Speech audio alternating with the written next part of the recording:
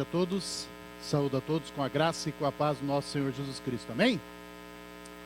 Convido a amada igreja a abrirem suas Bíblias no Evangelho de João, capítulo 3, para a nossa reflexão dessa noite. Evangelho de João, capítulo 3. Eu vou ler do verso 22 ao 30. Evangelho de João, capítulo 3, do 22 ao 30. Evangelho de João, capítulo 3, do verso 22 ao 30. João 3, do 22 ao 30. O texto da palavra do eterno Deus diz assim: Depois disso foi Jesus com seus discípulos para a terra da Judeia, e ali permaneceu com eles e batizava. Ora, João estava também batizando, no caso João Batista, em Enom, perto de Salim, porque havia ali muitas águas, e para lá concorria o povo e era batizado. Pois João ainda não tinha sido encarcerado.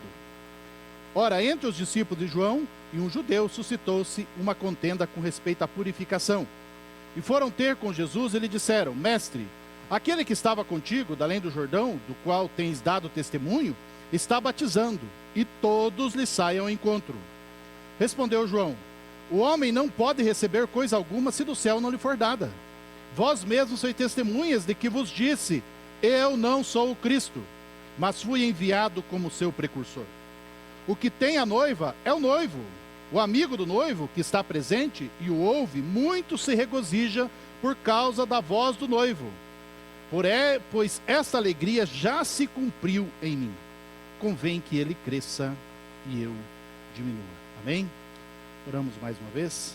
Deus, obrigado pela tua santa palavra. Revelação especial do Senhor para as nossas vidas. Fala, nos ensina, ó Pai, essa noite, em nome de Jesus. Amém. Amém. Já parou para pensar que como ideias tão bizarras, como ideias tão absurdas podem, ou melhor dizendo, são aceitas em nossa cultura como sendo uma coisa normal? Algo bom, vamos dizer assim.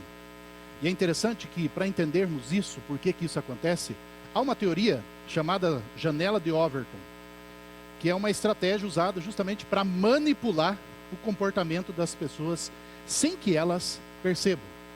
E funciona mais ou menos o seguinte: são ideias que são inaceitáveis, mas que são jogadas para as pessoas, são jogadas ao público, até elas se tornarem aceitáveis. Sabe, começa com uma frase, começa com uma coisa muito doida, muito maluca, mas às vezes um pequeno trecho de um filme, ou sei lá, um beijo entre pessoas do mesmo sexo numa novela, uma breve reportagem, uma propaganda. O que era absurdo começa a ganhar holofote. E assim vai. De repente aquilo começa a ser discutido, de repente aquela ideia começa a ser aceita por algum grupo, e sempre tem, né? E se você discorda, com o decorrer do tempo, você vai começar a ser taxado de inapropriado, de preconceituoso e tudo mais. E aí funciona da seguinte forma: essas ideias começam a ganhar apoio até o ponto em que os valores corretos, que até então a sociedade caminhou, esses valores são ridicularizados e as pessoas aceitam o novo como normal. Mas o antigo, as verdades essenciais, não são mais tidas como normais, e sim como retrógradas, como ideias justamente atrasadas. E é isso que tem acontecido, e é isso que acontece na nossa sociedade. O evangelho, os valores do reino são taxados o quê? Como retrógrados. Os valores do reino são taxados como ultrapassados. E é nesse contexto justamente que nós vivemos. E aí, nesse aspecto, nós bem sabemos que de fato o evangelho vai sempre ser taxado assim. O evangelho, por quê? Porque o evangelho vai sempre confrontar as novas e velhas ideologias, e sempre vai confrontar. Ou melhor, sempre confrontará. O evangelho será sempre a contracultura. E louvado seja Deus por isso. E nós somos justamente a contracultura. Se você ama Jesus, se você foi impactado pelo evangelho, é essencial você ter isso muito claro. O evangelho é a contracultura do mundo. Só que essa famosa janela de Overton, na verdade, não é uma teoria nova. Isso começou lá no jardim, quando a serpente justamente deturpou a palavra de Deus, aquilo que Deus havia dito, para manipular e ao homem, para que o homem então pudesse pensar sobre aquilo, sabe que tem razão, sabe que tem lógica o que está falando, e desde então nós vemos o que tem acontecido. E hoje a palavra de Deus vai mostrar um pouquinho, o texto que nós lemos vai mostrar um pouquinho justamente sobre isso, sobre o caminho contracultural do Evangelho. Uma coisa interessante, que é uma música de uma banda, não é do Fruto Sagrado hoje, mas do Oficina G3, que diz assim: o mundo não consegue entender o motivo que nos faz viver. Ter algo mais, ser tão diferente. Vida, nós temos vida em Jesus, vida Ele nos trouxe lá na cruz.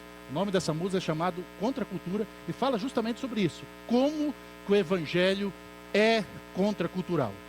E nesse sentido, gente, se você é impactado por esse Evangelho, você precisa lembrar que você vai começar, ou você já olha o mundo, a cultura, pelas lentes da palavra de Deus.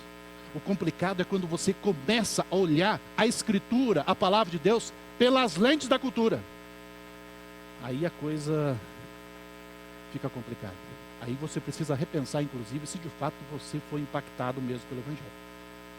Porque eu fico, às vezes, muito triste e angustiado quando eu ouço de algumas pessoas: nossa, depois que eu comecei a fazer aquele curso, os meus olhos se abriram. Abriram para quê? Para o capeta? Porque é interessante que elas negam tudo aquilo que a palavra de Deus fala, porque agora sim, nossa, elas têm a visão correta justamente do mundo. E nesse sentido, gente, nós precisamos tomar muito cuidado, porque hoje em dia há muito essa crise em relação ao Evangelho, porque há uma proposta justamente, não do Evangelho contracultural, mas um Evangelho adaptado. O Evangelho justamente que se adequa à cultura. E gente, o Evangelho adaptado não é Evangelho. O Evangelho adaptado não transforma nada, não muda nada. O Evangelho adaptado realmente não é a luz que ilumina o mundo. Porque o Evangelho que nós lemos e estamos meditando aqui no livro de João, gente, é a luz que ilumina esse mundo. É a única esperança viva, a esperança que não morre. E esse Evangelho sim vai ser contracultural até a volta de Cristo. E esse texto em especial mostra justamente isso.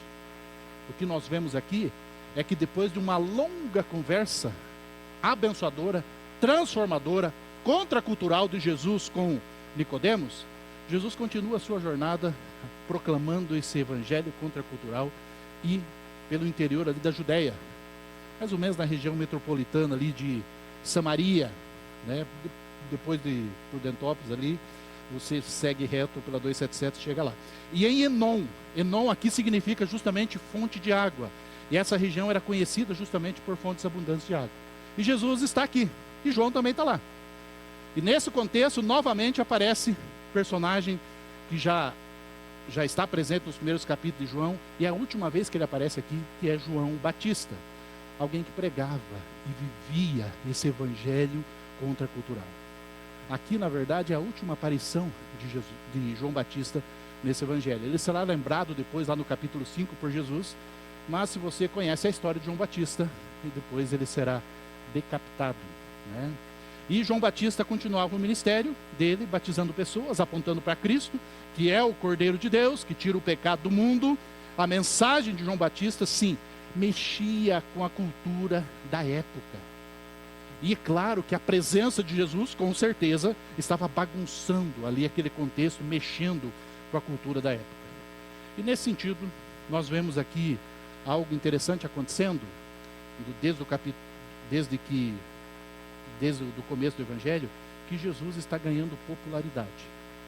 E a cada dia mais e mais pessoas seguem a Jesus. E o texto vai abordar uma discussão aqui devido a isso. João batizando, chamando o pessoal ao arrependimento. Jesus batizando através dos seus discípulos, né? E dentro disso surge uma discussão lá, né? Em relação ao seguinte: olha, Jesus, todo mundo está seguindo a Jesus. E nesse sentido eu gostaria de ver com vocês aqui como que o Evangelho de fato é contracultural, baseado em algumas coisas que nós encontramos nesse texto. A primeira delas, se você for ver do versículo 23 ao 27, é que no Evangelho verdadeiro, o Evangelho contracultural, o Evangelho bíblico, o Evangelho de Cristo Jesus, não há partidarismo. Você precisa entender isso, que não há partidarismo. Por quê? Porque nesse texto aqui nós vemos uma tentativa fracassada dos próprios discípulos de João aqui, que estavam seguindo a Jesus, de causar uma causar um ciúmes, por exemplo, em João Batista, porque tinha muita gente seguindo a Jesus e diminuía cada dia as pessoas que estavam seguindo a João Batista. E aí, é claro, há uma controvérsia aqui em relação à purificação, lembrando que naquele contexto, como é que era esse negócio do batismo?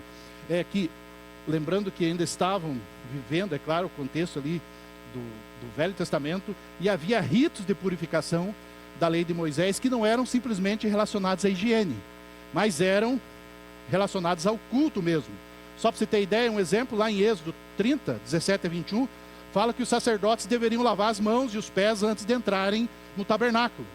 Hoje não precisa lavar mais a mão e o pé.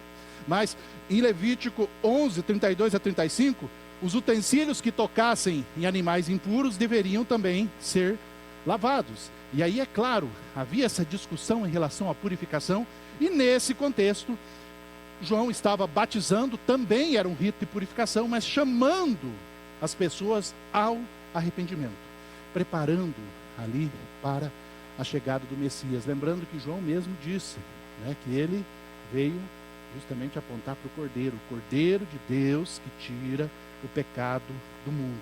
Agora, Cristo Jesus também estava, não ele em si batizando, mas os discípulos dele estavam batizando também, lembrando que a água em si ali não limpava o coração. É claro que só o sangue de Jesus que purifica de todo o pecado. E nesse sentido havia essa confusão, e as pessoas começaram a criar uma espécie ali de, os seguidores de João Batista, os seguidores de Jesus, e aqueles que ali queriam seguir a questão da purificação ali. O fato é que os discípulos de João estavam com uma certa inveja, porque Jesus atraía mais pessoas do que João. E aí eles até exageram aqui, né? Falam, olha, todo mundo está seguindo a Jesus. Isso aqui é aquela questão, não sei se já ouviu na sua casa, tudo nessa casa é eu, mas aqui é interessante que eles se referem aqui que todo mundo estava seguindo a Jesus. E na verdade não era bem assim. Mas, gente, o que isso tem a ver comigo e com você? Essa atitude dos discípulos de João demonstrava o quê? Um partidarismo prejudicial ao avanço realmente do Evangelho. E aí, a forma como João responde a isso é algo impactante, é algo fantástico, porque João fala bem assim, eu não sou o Cristo. João deixa claro que ele não é o Cristo, ele exalta Cristo. Não era para ser seguidores de João, era justamente para ser seguidores o quê? De Jesus. Jesus era o centro. E João deixa claro que não existe essa questão de partidarismo no Evangelho. E por que isso é importante nós pensarmos, e por que isso é uma mensagem contracultural? Gente, porque nós vivemos num contexto marcado realmente por uma polarização partidária. E é interessante nós lembrarmos isso, principalmente na cultura em que estamos inseridos, que o Evangelho é muito maior do que direita e esquerda. O Evangelho é muito maior do que qualquer partido. Porque o Evangelho é Cristo, e Cristo não é um partido, Cristo não é uma ideologia, Ele é o Deus encarnado que pagou o alto preço para nos trazer tão grande salvação, e João compreendia isso. Ele se alegrava justamente em que Cristo fosse exaltado. Não ele, não eram os seguidores de João, eram os seguidores de Cristo. E devemos lembrar algo óbvio para nós, gente, que a igreja do Senhor Jesus, o cabeça dela é quem? É Cristo. Não existe igreja, por exemplo, de duas cabeças. Mas é um cabeça só, que é Cristo. E aí nós precisamos tomar muito cuidado em relação quando permitimos que certos partidarismos adentrem realmente a vida da igreja. E isso aqui é um chamado para nós repensarmos e refletirmos se nós em algum momento não fazemos uma espécie de partidarismo dentro da igreja. Veja só o que Paulo trata também nesse assunto lá na sua primeira carta aos Coríntios, quando ele exorta a igreja com respeito a isso. Lá em 1 Coríntios, capítulo 1, ele diz, versículo 10, rogo-vos, pois, irmãos, pelo nome de nosso Senhor Jesus Cristo, que faleis todos a mesma coisa, e não haja entre vós o quê? Divisões. Antes sejais inteiramente unidos, na mesma disposição mental e no mesmo parecer. Pois a vosso respeito, meus irmãos, fui informado pelos da casa de Cloe de que há contendas entre vós. Que contendas são essas? Refiro-me ao fato de um de vós dizer, eu sou de Paulo, eu sou de Apolo, eu de Cefas, eu de Cristo. E aí ele pergunta, Cristo está dividido? Por acaso foi Paulo que foi crucificado em favor de vós? Ou fosse porventura batizados em nome de Paulo? E ainda mais para frente, em 1 Coríntios 3, aí no versículo 4 a 7, ele diz, quando, pois, alguém diz, eu sou de Paulo, e outro, eu de Apolo, não é evidente que andais segundo os homens? Quem é Apolo? Quem é Paulo? Servos por meios de quem crestes, e isto conforme o Senhor concedeu a cada um. Eu plantei, Apolo regou, mas o crescimento veio de Deus. De modo que nem o que planta é alguma coisa, nem o que rega, mas Deus que dá o crescimento. Aqui nós vemos, gente, algo muito interessante e prático, que o partidarismo desonra o cristianismo. O partidarismo desonra o cristianismo. Nós precisamos nos alegrar e precisamos lembrar que somos chamados para viver o quê? Em unidade, em comunhão. A resposta e o testemunho de João revela que o reino de Deus não deve haver partidarismo, pois Cristo é o centro de tudo. Veja só o que Cristo diz lá na oração sacerdotal, em João 17, versículo 20. Não rogo somente por esses, ou seja, por aqueles que estavam ali no contexto de Jesus, mas também por aqueles que vieram a crer em mim, ou seja, nós, né? Aqueles que ainda iriam nascer, enfim, por intermédio da sua palavra, a fim de que todos sejam um, e como és tu, ó Pai, em mim, e eu em ti, também sejam eles em nós, para que o mundo o quê? Creia que tu me enviaste. Eu lhes tenho transmitido a glória que me tens dado, para que sejam um como nós o somos, eu neles e tu em mim, a fim de que sejam aperfeiçoados na unidade, para que o mundo conheça que tu me enviaste e os amastes como também amastes a mim. Nós somos chamados para vivermos em unidade. E uma das coisas interessantes em relação a isso, gente, que é a unidade daqueles que creem nele pela palavra. Não é uma unidade qualquer, mas é uma unidade pautada justamente na palavra de Deus. E nesse sentido, para acabar aqui com tal discussão, João deixa claro que ele não é o Cristo. E para ele a coisa mais importante é que Cristo cresça e que ele diminua. Ah, todos estão seguindo a Jesus? Que bom. Louvado seja Deus por isso. Por quê? Porque não há partidarismo. E nós precisamos tomar muito cuidado justamente no contexto em que nós vivemos até como igreja. Porque nós devemos lembrar o seguinte, que não é o grupo do Calvino, não é o grupo do Lutero, não é o grupo dos 5 solas, do 4 solas, do 3 solas, mas nós somos a igreja do Senhor Jesus. Nós somos a igreja do Senhor Jesus. Não que essas pessoas, como João Calvino, entre outros, não foram instrumentos de Deus ali, que foram usados por Deus. E na verdade uma das coisas que ele deixa muito claro em um dos seus livros é que ele não gostaria que depois as pessoas que viessem depois dele chamassem o movimento de calvinismo ou de calvinistas. Eu sou calvo, mas é uma outra coisa. Mas é interessante nós pensarmos justamente sobre isso, em relação que às vezes há tantas divisões, há tantas picuinhas, gente, é tão complicado isso. E precisamos orar justamente pela unidade realmente da igreja. É claro, você pode torcer para times diferentes, isso não vai afetar a tua salvação. O problema agora é o seguinte, aqui do lado só corintiano, é claro que a maioria seria, mas aqui só flamenguista, aqui não, gente. Nós somos igreja do Senhor Jesus, e na igreja não há partidarismo. Até inclusive, em relação até mesmo aos pastores que aqui estão. Se for analisar, eu sei que o pessoal às vezes brinca, né? Quem será que vai pregar hoje? Né? Ou quem será que vai pregar domingo que vem? E daí o pastor Ed faz questão ali de fazer uma escala, mudando às vezes, para que de repente, nossa, eu tinha feito as contas, lá era o fulano. Poxa vida. Mas de fato, gente, nós somos o quê? Igreja do Senhor. Não existem os seguidores do Sandro, do Ramon, ou do pastor Ed, ou do pastor Ebenezer, do pastor Lucas agora, né? Mas o quê? Somos um só em Cristo Jesus. Você pode até pensar diferente em relação a algumas questões que são secundárias. Você pode até ter uma posição diferente em relação a algumas questões teológicas que são secundárias. Mas com respeito ao Evangelho, gente, nós precisamos lembrar que nós somos um só em Cristo Jesus. Não existe os seguidores. O João Batista, a questão é Cristo. Ele é o centro, ele é o cabeça da igreja, ele é o motivo de nós estarmos aqui. Amém? Mas uma outra coisa também, por que o Evangelho é a verdade contracultural? Né? Que o Evangelho é contracultural porque não está baseado no mérito. Antes, está baseado aqui na graça de Deus. Veja só o versículo 17, o testemunho de João aqui. Ele diz que ele recebeu um chamado gracioso que veio dos céus. Ou seja, João aqui é o enviado do Senhor Deus e ele é grato por aquilo que Deus o chamou para fazer. Em outras palavras, o que João quer mostrar aqui? Ele estava satisfeito com o que Deus tinha preparado para ele. O mensageiro de Cristo aqui queria dizer que Deus tem um lugar para cada pessoa em seu plano eterno. E que ele, João Batista, não tinha nenhum direito de reivindicar para ele uma honra celestial que não havia sido dada. Em outras palavras, ele está falando, seja grato, eu sou grato por aquilo que Deus me deu, eu sou grato pelo ministério que Ele me deu. O que eu tenho não é meu, o que eu tenho não é mérito meu, antes é presente e merecido de Deus. João Batista aqui não está em crise, porque ele quer ser mais do que lhe foi dado. João Batista não está em crise aqui porque, nossa, eu tenho que ser maior de Jesus de algum jeito, ele tem mais comunidade no Orkut do que eu. Não, João Batista aqui, ele não está em crise por causa disso, ele se alegra porque entende que tudo que ele tem, tudo que ele recebeu, é graça do eterno Deus. E aí a pergunta que eu faço para você é, você está feliz? Está contente diante daquilo que Deus tem proporcionado a você? Diante do chamado que Deus tem para você?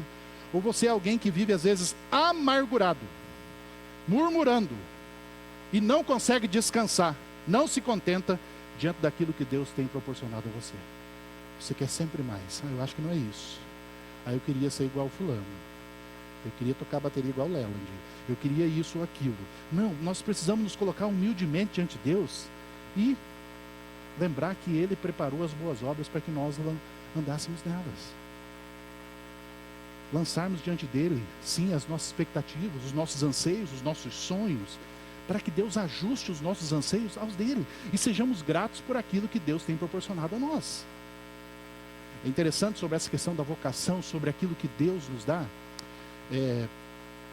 Meu filho, fazendo propaganda dele, solteiro, 18 anos, mas ele está fazendo um curso de sistemas para a internet.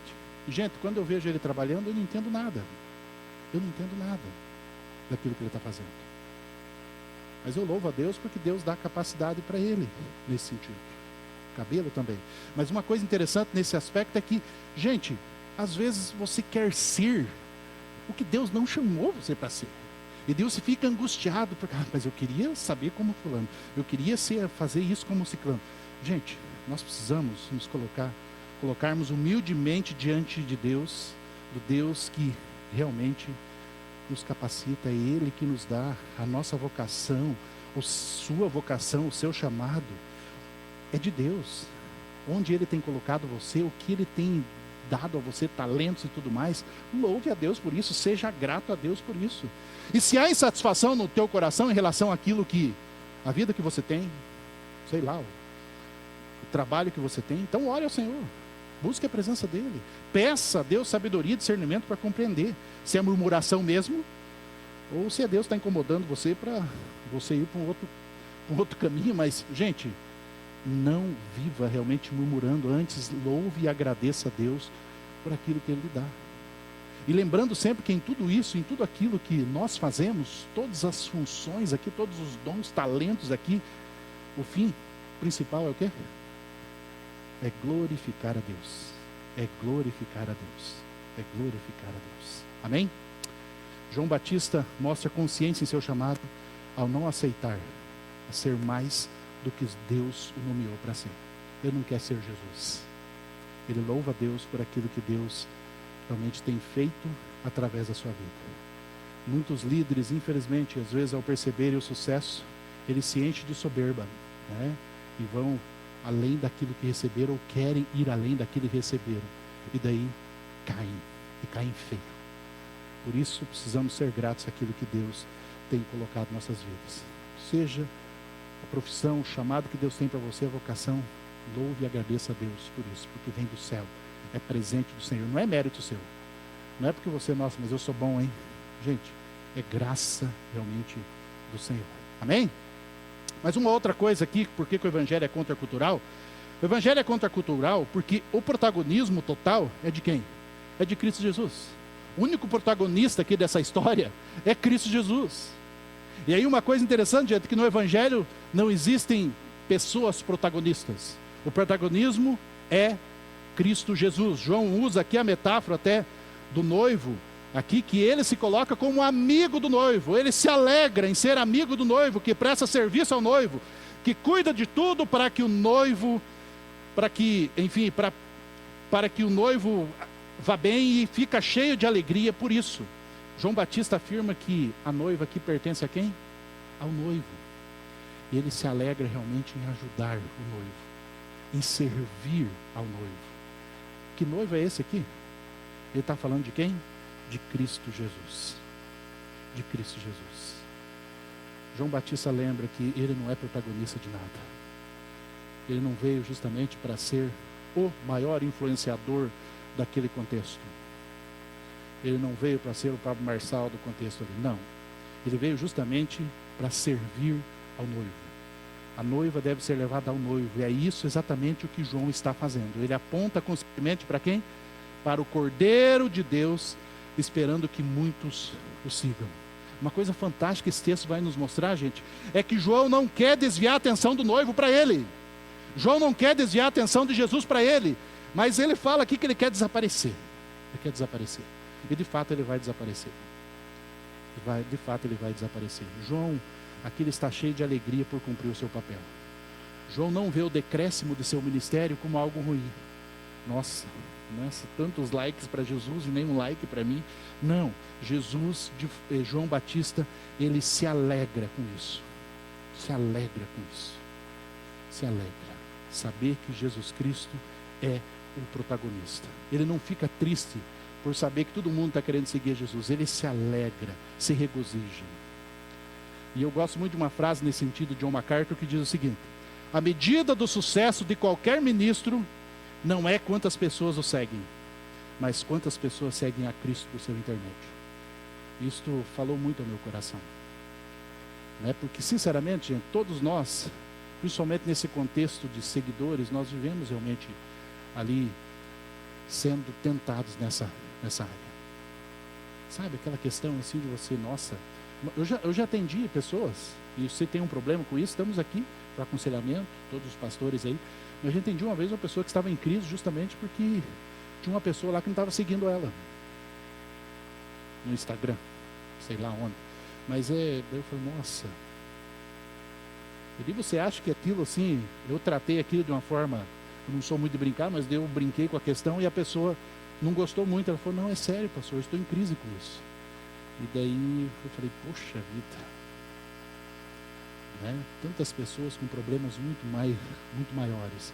Mas alguém estava em crise justamente porque fulano ou ciclano lá da igreja não estava seguindo ela. Por favor, você que não está seguindo lá, siga. Mas uma coisa interessante nesse aspecto, gente, é que como as pessoas às vezes querem protagonismo para si. Querem realmente aparecer. Isso, como ministro do Evangelho, como líderes, nós também precisamos tomar muito cuidado com isso. É interessante, às vezes eu passo em frente a algumas igrejas que tem uma foto do líder, do pastor. Esses dias eu passei aqui em Guarapuava, na igreja, que tinha uma foto muito estranha. O pastor com a pose assim, eu falei, nossa, que coisa estranha. Mas, gente, é interessante que parece que ali, quando eu vejo a foto do pastor ali, para fazer propaganda da igreja, eu falo, lascou. Aqui Jesus não é o protagonista. Aqui na Central, se fosse fazer isso, tinha que ser um senhor no outdoor, porque vários pastores. Mas, gente, o protagonista é Cristo. Toda a fama, todo o crédito é para quem? É para Jesus. João não está angustiado aqui com a popularidade de Jesus. Deus deixou claro que ele não era o Cristo, mas ele era precursor. João reconhece que Cristo haveria de crescer mais e mais e ele diminuir mais e mais. O precursor não tenta ofuscar aquele que ele veio proclamar. E aí uma pergunta que eu faço para todos nós, para mim e para você: será que seu prazer é ver Cristo sendo o protagonista de fato na sua vida? Ou será que você está vivendo o contrário de João? Convém que eu cresça e ele diminua. Porque de fato, como nós somos tentados nessa área da exaltação. É interessante lembrarmos disso, que toda exaltação de fato é para o Senhor Jesus. E nós às vezes somos tentados de fato, mas eu queria aparecer um pouquinho mais. Queria fazer propaganda também no mercado, estou brincando. Mas Jesus ultrapassa todos os ritos de purificação. Jesus ultrapassa aqui João Batista. Jesus é maior que João Calvino, que os puritanos. E a piedade cristã deve se apoiar justamente nisso, nessa máxima. Jesus é o centro. Pedro nos lembra algo muito precioso, gente, na sua primeira carta. que o nível mais elevado que podemos querer e desejar nesse mundo é aquilo que ele diz lá na sua primeira carta, capítulo 5, versículo 5. Rogo igualmente aos jovens, sede submissos aos que são mais velhos, outros sim no trato uns com os outros, cingi-vos todos de humildade, porque Deus o quê? Resiste aos soberbos, contudo aos humildes concede a sua graça. Deus resiste aos soberbos. Gente que se acha, gente metida. Deus resiste aos soberbos, mas concede graça aos humildes. A verdadeira honra é alcançada justamente através da humildade. No mundo que premia o protagonismo, nós precisamos lembrar que no mundo que premia a soberba, lembra que o evangelho é contracultural nesse sentido. O evangelho vai incomodar se você pensa assim. O protagonista real e verdadeiro é Cristo. Amém? Ele deve ser o centro. Ele deve ser o centro. Esses dias eu estava assistindo um pós-jogo e um atleta me chamou muito a atenção e eu depois fui ler a história dele, porque os repórteres perguntaram para ele várias vezes, e é interessante que o repórter insistiu e até elogiou ele pela capacidade dele, mas a resposta dele foi uma só: toda honra e toda glória é para Jesus. E daí o repórter insistiu, mas olha, aquela jogada que você fez, ele falou: toda honra, toda glória a Jesus. Aquele exemplo me chamou muita atenção, porque às vezes se alguém nos elogia, nós gostamos. E se alguém não nos elogia, nós ficamos tristes. Lembrando que toda honra, toda glória é para Cristo Jesus. Se você é um profissional excelente na sua área, se você é elogiado lá na empresa que você trabalha, louve a Deus por isso. Toda honra, toda glória é para Ele. Amém? Se você é um estudante exemplar, né? O pessoal de medicina aí, só 9,8 lá na matéria da doutora Fernanda. Então, toda honra, toda glória seja dada para o Senhor Deus. Que possamos de fato aprender com isso. E uma coisa interessante, concluindo aqui a nossa reflexão, é que o evangelho é contracultural, porque a alegria completa está numa pessoa. E não é em si mesmo, mas é em Cristo Jesus. Veja só, João se regozija, aqui ele mesmo faz questão de dizer isso, ao ouvir o quê? A voz do noivo. Ele se alegra em ouvir a Jesus. E nós, quando ouvimos a voz do noivo, nós nos alegramos com isso? Jesus falando conosco aqui, nós temos a sua revelação especial, a palavra de Deus, que é Ele falando conosco. Você se alegra com isso? Porque o texto está falando, João está falando, e depois Jesus mesmo afirma isso lá em João 15, 11. Tenho-lhes dito essas palavras para que a minha alegria esteja em vocês, e a alegria de vocês seja o quê? Completa, satisfatória. Gente, eu percebo que na prática há muitas pessoas que fingem uma alegria em Cristo. Sabe aquele sorriso hipócrita? No sentido assim, não, eu preciso aparentar para as pessoas que eu estou bem com Deus. Eu preciso aparentar para o pastor, inclusive, que eu estou bem com Deus. Eu preciso aparentar para o pastor que quando eu estou cantando os cânticos ali, né, eu estou muito feliz. Mas na verdade, o coração às vezes está triste. Parece que aquilo, não sei se já aconteceu com você, sabe quando você vem ao culto, você está vivendo um momento assim que a coisa não traz alegria.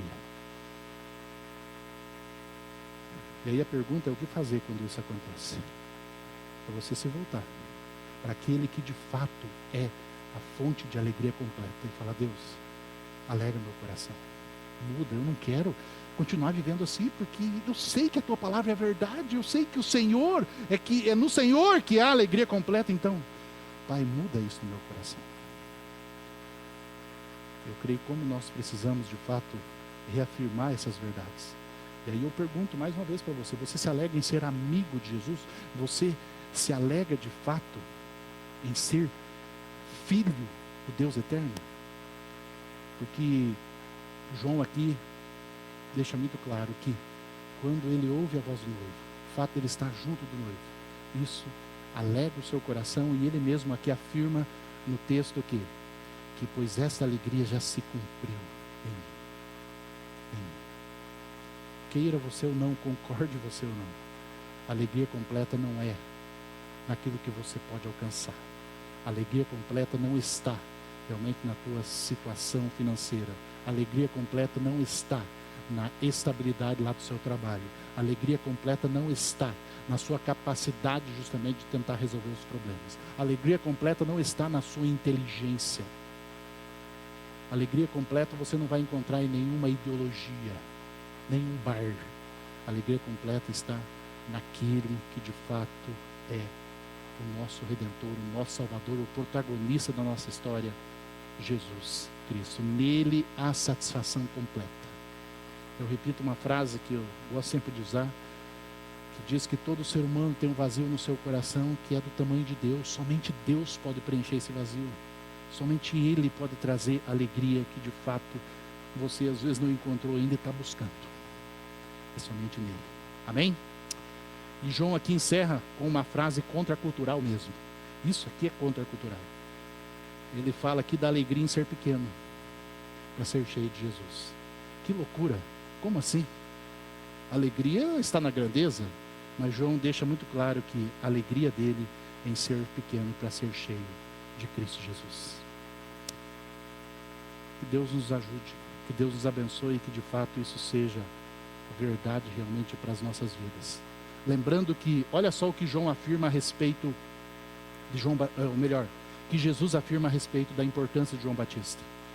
É interessante quando, lá em Mateus 11, quando Jesus vai falar a respeito de João Batista, eu fico pensando, Jesus, por exemplo, ele poderia falar de Abraão, o herói da fé.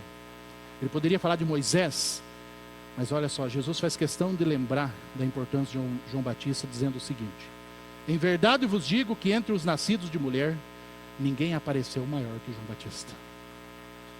Mas o menor no reino dos céus é maior do que ele. Que contracultural é isso? Que loucura é essa? Aqui entra aquilo que Jesus disse, que quem quiser ganhar a vida, perdê-la. Mas quem quiser perder a vida, salva-la. O segredo da vida, de fato, de você desfrutar dessa alegria, está em você se humilhar na presença daquele que alegra o nosso coração. O segredo da vida está em você realmente ser servo, esvaziar de você mesmo e se encher daquele que é a fonte da alegria completa, que é Cristo Jesus. E aí eu deixo algumas perguntinhas para você pensar e refletir, para todos nós, né? O que acontece dentro de nós? O que acontece no seu coração quando você vê alguém que é mais reconhecido que você? Como você reage? O que acontece, por exemplo, quando você percebe que há a questão de algum partidarismo, ali você fala, não, nossa, de que lado que eu vou ficar? Do fulano ou do ciclano? O que você faz? Você se alegra quando o irmão da igreja cresce, o irmão da igreja é abençoado, seja lá no seu trabalho, seja financeiramente, ou você sente ciúmes? Para você pensar aí se você está no caminho contracultural do Evangelho, ou se você está no caminho da cultura. Será que, no fundo, você não gosta mais de seguidores lá no Instagram do que seguidores do discípulo de Jesus? Pense sobre isso. Em casa, no trabalho, na escola, você aponta para Cristo ou você tenta ser o centro das atenções? Pense um pouco sobre isso. Você vive mais murmurando pelo que você não tem? Ou você é agradecido a Deus por aquilo que Deus tem proporcionado, por aquilo que Deus já lhe deu? E aí mais algumas perguntas aqui. Será que você está insatisfeito porque olha para o outro e vê assim, nossa, por que o outro recebeu tanta graça e eu parece que sou esquecido por Deus? O que você tem hoje? Família, dons, trabalho, ministério. Você reconhece como graça de Deus? Ou você vê apenas como conquista sua? Não, foi o meu braço. Em outras palavras, quem que é o centro da sua vida? Quem que é o centro do seu coração? Talvez aqui dentro, no meio do culto, você possa afirmar, não, é Cristo. Mas lá fora, lá no dia a dia, lá nos desafios e demandas do seu trabalho, Jesus continua sendo, de fato, o centro? Ou você está tentando ser o noivo, quando na verdade, a melhor coisa que tem é você ser amigo do noivo. Vamos ser amigo do noivo. Qual foi a última vez que você se alegrou mais com Jesus sendo glorificado do que você sendo reconhecido? Pense um pouco sobre isso. Será que você pode dizer hoje e afirmar, diante de tudo isso que pensamos hoje, convém que ele cresça e eu diminua? Onde está a sua alegria? Onde está a sua alegria? Você se alegra em ouvir a voz do noivo? Você se alegra em meditar nas palavras realmente do noivo? Ou você às vezes tem ouvido tantas outras vozes e tem esquecido de que a voz que traz alegria é a voz do noivo? Feche seus olhos nesse momento, vamos orar.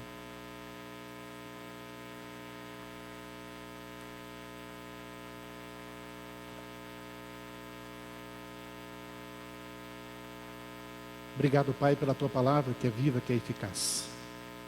E diante da verdade maravilhosa da Tua palavra, Senhor, nós nos colocamos humildemente, reconhecendo, ó Pai, como que nós flertamos com a cultura desse mundo. E assim nos colocamos humildemente, pedindo ao Senhor, ó Deus, perdão. Perdão, ó Deus, pelas vezes que queremos que o protagonismo seja nosso e não do Senhor. Perdão, ó Deus, pelas vezes que somos parte de divisões e não de unidade. Perdão, ó Deus, pelas vezes que fomentamos partidarismo ao invés de focarmos em Cristo. Deus querido, perdoa as vezes, ó Pai, que flertamos com aquela alegria tão passageira deste mundo, ao invés de nos jogarmos na Tua presença, cuja alegria é completa. Perdão, Deus. Deus querido, vem sondar o nosso coração. Vem tratar, ó Pai, do nosso coração. Aquilo precisa ser tratado, Deus. Se há partidarismo no nosso coração, Deus querido, trata isso. Cura isso, Pai. Em nome de Jesus. Age com o Teu poder, com a Tua graça sobre nós, Pai. Deus querido, se nosso coração tem flertado realmente em ser o centro das atenções, em nome de Jesus, ajuda-nos a entender que o sentido da vida, o que traz satisfação completa, quando o Senhor está no centro. Quando o Senhor está no centro. Perdoa, Pai, pelas vezes que olhamos mais para nós mesmos ao invés de olharmos para a cruz. E diante de Ti, ó Pai, pedimos ao Senhor que o Senhor venha a encher o nosso coração, ó Pai, dessa alegria completa que Jesus vem nos trazer. Deus querido, que de fato possamos viver essa verdade contracultural e maravilhosa do Teu Evangelho, que faz toda a diferença no nosso dia, muda o nosso casamento, muda a forma como nós enfrentamos desafios. Convém que o Senhor cresça e eu diminua. Deus querido, ensina-nos, ó Pai, a termos um coração humilde a cada dia. Quebranta-nos, ó Deus. Age, ó Pai, na nossa história. Que assim possamos viver, ó Pai, de fato, pelo caminho contracultural do Evangelho do Senhor. Assim como João Batista. Oramos em nome de Jesus.